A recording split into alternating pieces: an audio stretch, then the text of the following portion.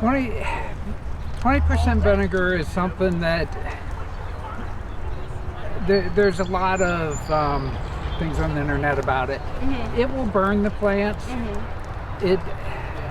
It's hard to a lot of times kill good healthy plants and get down in there.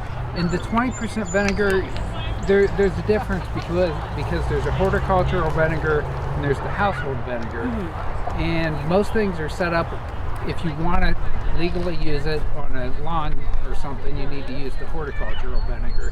That is very much stronger than your household vinegar. Mm-hmm. And it can cause some issues with adjusting your soil pH because you're adding such an acid to it. It's an option. There isn't a lot of university research on it, so I've kind of skipped over that one. We did have some egg educators that did a trial using a combination with the vinegar and the soap, the things that you read about, and they had very mixed results. They did it in 3 counties, and 2 of the 3 I think showed no improvement over not doing anything. It kind of stunted the weeds a little bit, but they came right back. Okay. The 3rd one I think had some control. If I got the results back and it said that the pH was off by quite a bit and I needed to adjust that, honestly I'd probably pull the cover off, add lime to the soil and put the cover back on, because that lime takes maybe 6 months to have its effect, and if I wait until I'm ready to seed and I add the lime in, it's not going to have its benefit. The other nutrients you could wait, and when you get ready to do the seeding, apply them at that point.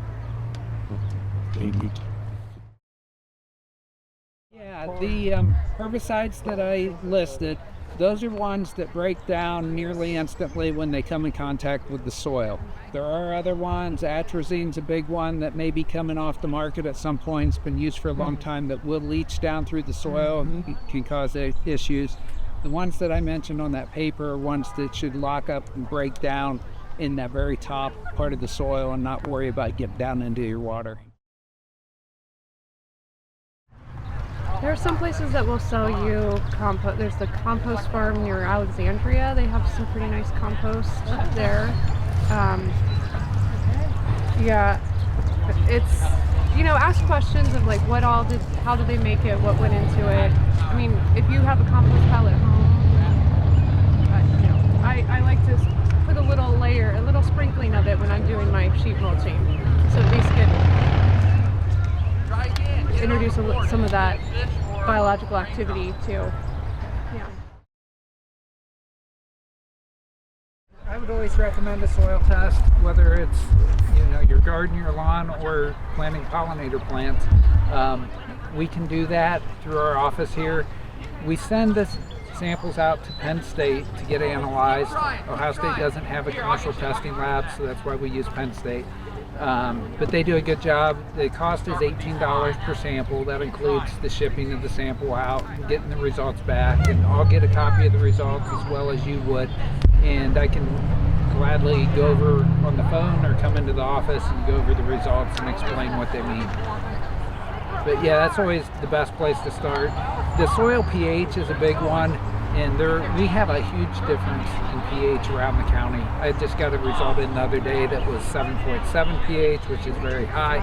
Don't see those very often, but I also got, I think the same day, a 5.1. And the 5.1 is very acidic, and unless you're growing blueberries, you probably need to do something to try to bring the pH up.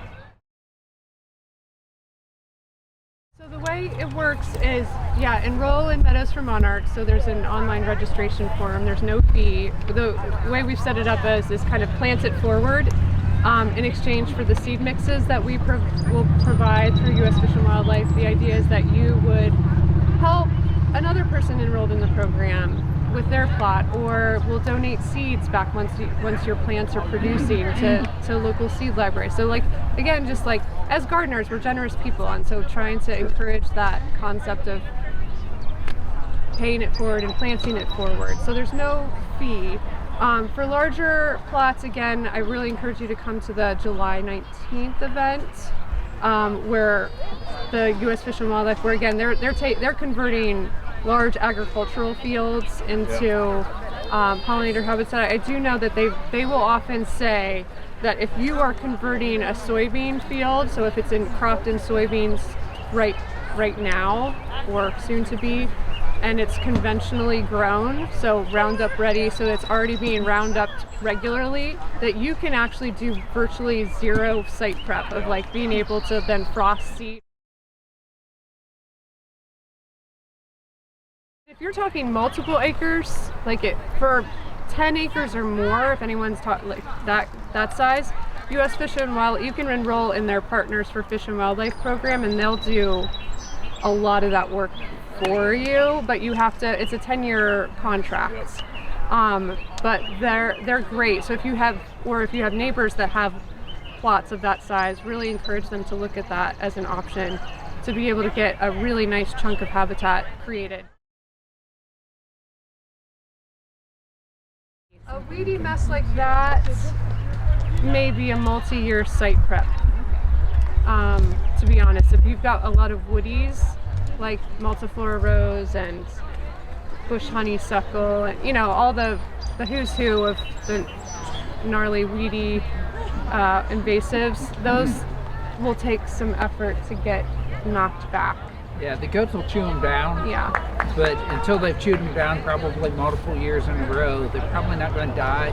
But you could have the goats come in, chew them down, and then as they relief, spray them, because they'll be at a weaker point. You'll have reduced the root stores, and you might be able to get them killed off. Yep, that way. That's a great suggestion. Like, yeah, they get the first pass, they get the bulk of it, because otherwise, yeah, it's labor intensive if you were to try to manually remove them or cut, stump, treat them, But yeah, that's a great. Again, you can do combinations, and there's no one best. There are trade-offs to all of them. So again, just do what's right for your site and what your comfort level is, and we'll do our best to support you along the way with the partners and resources that we have.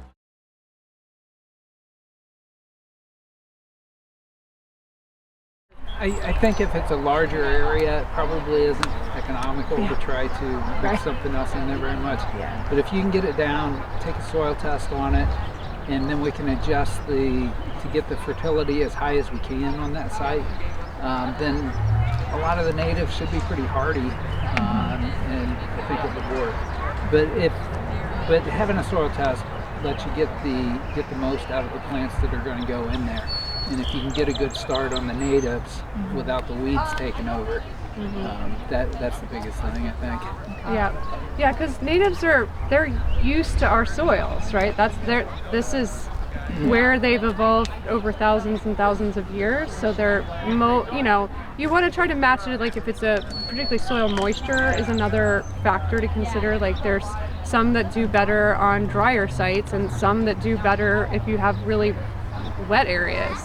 So the mix that Soil and Water or U.S. Fish and Wildlife is doing is kind of one that does well across a wide swath, but we can custom. We may be able to get some custom ones if you're like, I have a really wet spot, I really need to find something that will work in this area. But there's also just a really big palette of plants that will do well on most soils without a lot of extra love and zhuzh. Because again, this is where they're used to growing. Yeah. They don't need babied like our tomato plants. Yeah, do 2 different soil samples, and then for each soil sample you turn in, take 10 different samples, mix them together so we can get an average from that bigger area. Okay. And then we need about a cup of soil that comes in. You can just bring that in a plastic bag or a container.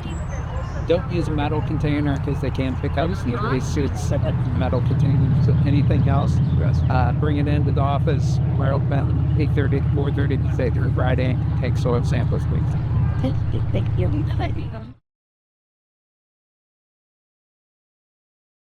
You're going to want to try to rake it. If it's a small area, you'll want to rake off the dead thatch, and it also kind of scuffs it up a little bit. So when we come fall, we're going to have another training session on seeding. So we'll show you how, U.S. Fish and Wildlife will show us how to properly seed, what kind of additional material you may need to mix with it as a filler kind of to help properly seed. And at that, we'll also talk about some of those final extra site prep that may be needed, depending on which method you use. We'll talk through some of that. And then we'll also have, like, if you get to September and you're like, my site prep did not work, or I ran out of time, you know, we're all pressed for time, right? There is another option. We didn't talk about it here because it's too early to do it, but you can do sod cutters. So that is another option if you have, or if you're like, I did this, but I'd really like to do more, you can rent a sod cutter. We'll have a demonstration from Sunbelt on like how to run a sod cutter. That's one where you have to have a strong back. I've done that and it is exhausting, but it is like, it will get down, it'll remove the grass in a very short amount of time. So that will be kind of last ditch option. Thank you. Not one that I would be as like your first choice, but it is definitely another option that you should be aware of, that people use to create their plots, is removing the sod, and there's some other steps to it, but we'll just leave it there.